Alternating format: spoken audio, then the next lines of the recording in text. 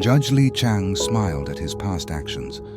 In his 60s, he chose dirty money over justice, favoring the rich and corrupt who could buy their way out of trouble. He lived luxuriously in his new $1 million home and surrounded himself with younger women. Guilt over harming families was dismissed. He believed men over 50 had a midlife crisis that involved younger women, fancy cars, travel, and a lavish home, prioritizing this over integrity. The next day, Chang spoke at a high-level legal conference. He spun a perfect lie about morality and justice. Later that evening, he rejected a visit from a younger girlfriend. A few hours later, as he soaked in his $5,000 tub, he was unaware that someone was watching.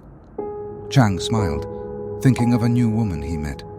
Then he heard water splashing softly. As he turned, the killer threatened to snap Judge Chang's head with joy if he made eye contact. The judge regretted not having the young woman over tonight, a potential help. The killer asked Judge Chang about his lifestyle, youth, riches, and excess. The judge stated that men in their 50s often experience a midlife crisis, similar to menopause in women. The killer smirked. And what about killing someone? Is that psychological or just logic? The killer reminded Chang of a previous trial for a grieving family seeking justice.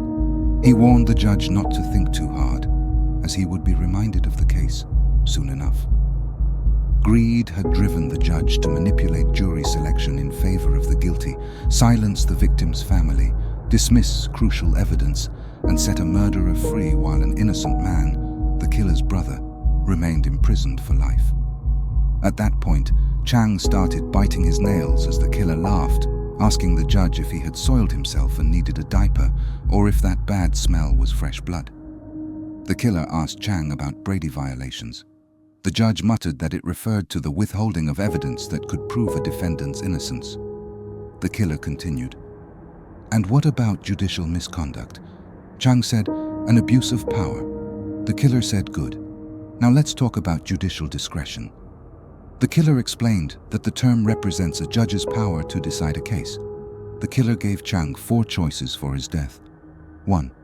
Suffocation by plastic wrap or pillow. 2. Heat stroke, lethal boiling temperatures. 3.